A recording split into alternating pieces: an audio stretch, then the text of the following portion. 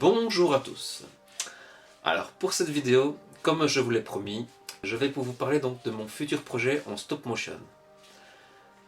Je suis débutant en stop motion et j'ai envie de faire déjà un projet assez ambitieux qui durerait environ entre 3 et 5 minutes dans un univers assez sombre. Mon storyboard est déjà en préparation, mais il y a la deuxième partie des 3 actes. En fait, le deuxième acte ne me satisfait pas bien. Je suis parti dans une mauvaise direction, donc je vais corriger tout ça. Je suis en train de le préparer.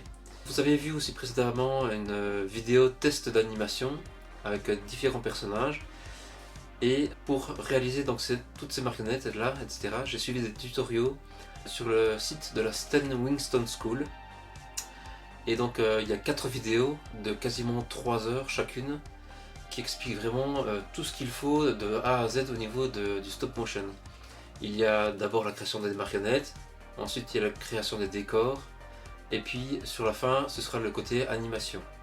Et alors ce sont les frères Kyodo qui s'en occupent, enfin qui s'occupent de nous apprendre tout cela. Ils ont réalisé un film, notamment Killer Clown, un film que je connaissais absolument pas, qui est assez kitschissime quand même. C'est un beau nanar, on peut l'avouer, mais il est plutôt original, très créatif, quoi. Donc c'est quand même un film à voir au moins une fois dans sa vie.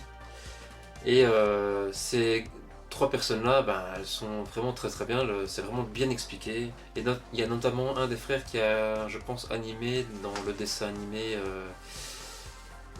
en stop motion L'étrange Noël de Monsieur Jack. Donc là maintenant je vais vous montrer les 3 marionnettes que j'ai créées jusqu'à maintenant. Elles ne sont pas encore totalement terminées. Et voici donc le méchant en fait. Ce sera vraiment le personnage principal pour moi. Et je me suis pas mal inspiré donc de Hellraiser et aussi de personnages dans le manga Blame.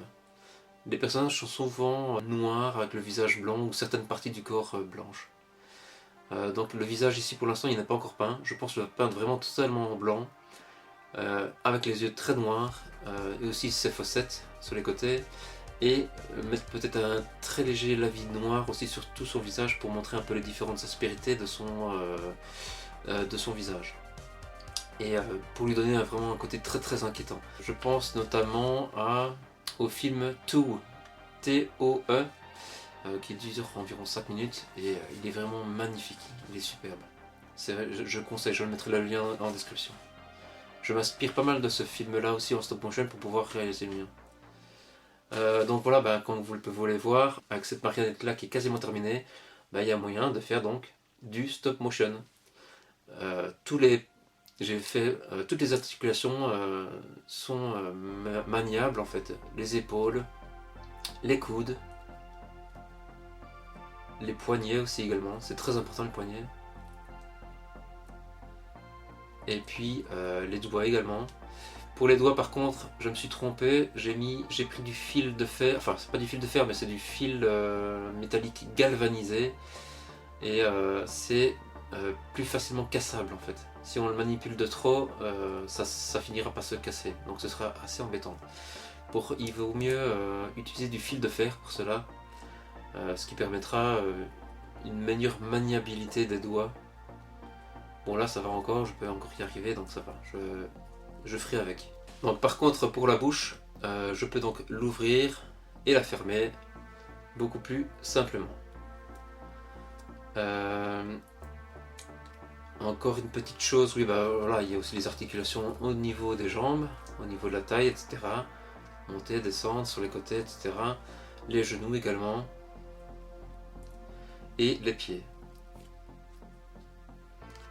Alors en dessous des pieds, j'ai mis des écrous qui permettent donc de fixer le personnage sur une petite grille, sur un petit grillage, avec un système de visserie comme celui-ci.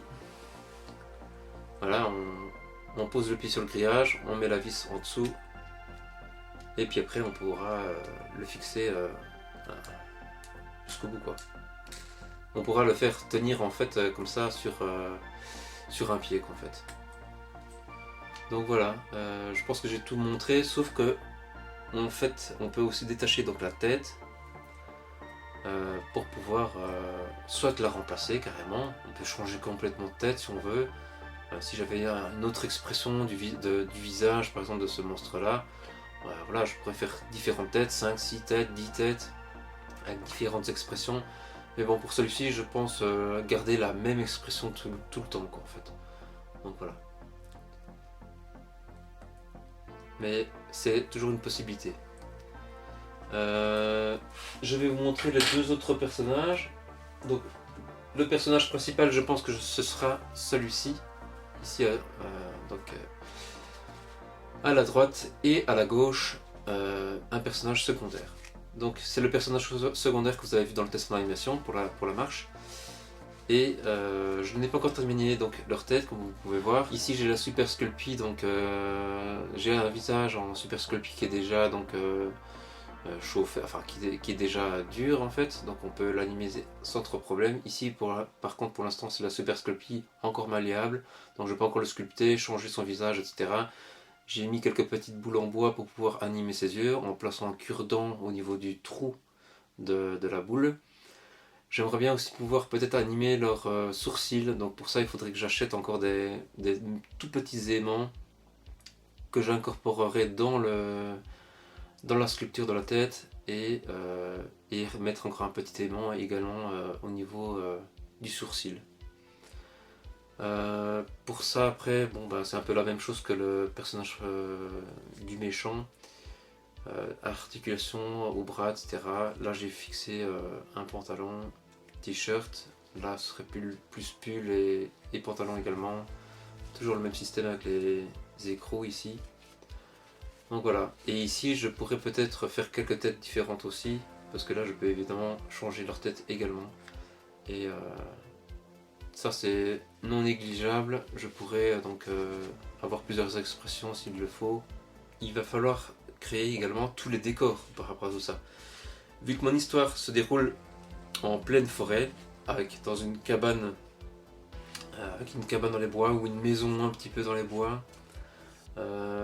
avec un petit muret, quelque chose comme ça. J'aimerais bien faire quelque chose, donc comme je l'ai dit, à la Evil Dead. Je pourrais penser un petit peu aussi à Vendredi 13 également. Je m'inspire également des films Freddy et pourquoi pas aussi Alien, dans le premier film en tout cas principalement, parce que voilà, le personnage on ne le connaît pas encore, on ne sait pas très bien qui il est, on le voit très très peu aussi. C'est vraiment cette ambiance là que j'aimerais bien donner en fait, et avoir des lumières donc dans le clair obscur comme beaucoup dans les assez sombres quand même, mais qu'on voie la lumière assez diffuse par endroits ou beaucoup plus marquée au niveau des contours des personnages par exemple. On voit ça aussi souvent dans les films Batman par exemple, ou alors par exemple dans les films Sin City. Ce serait un peu ce style là peut-être de lumière que j'aimerais bien apporter dans ce film. Pour le temps prévu par contre là je pense mettre quasiment une bonne année, je me donne une bonne année pour le faire. C'est quand même un gros objectif, il y a quand même énormément de choses à faire. Comme vous avez pu voir avec la maison de Link, je me suis dit au départ j'ai pensé que ça irait plus vite que ça et puis finalement ça prend du temps, donc là je préfère pour ce projet là en tout cas de stop motion me donner une bonne année. La maison de Link là j'aimerais bien quand même terminer ça dans l'année, ce serait quand même vachement mieux. Donc voilà, ce sera tout pour cette vidéo, je vous souhaite une bonne semaine et à très bientôt, ciao.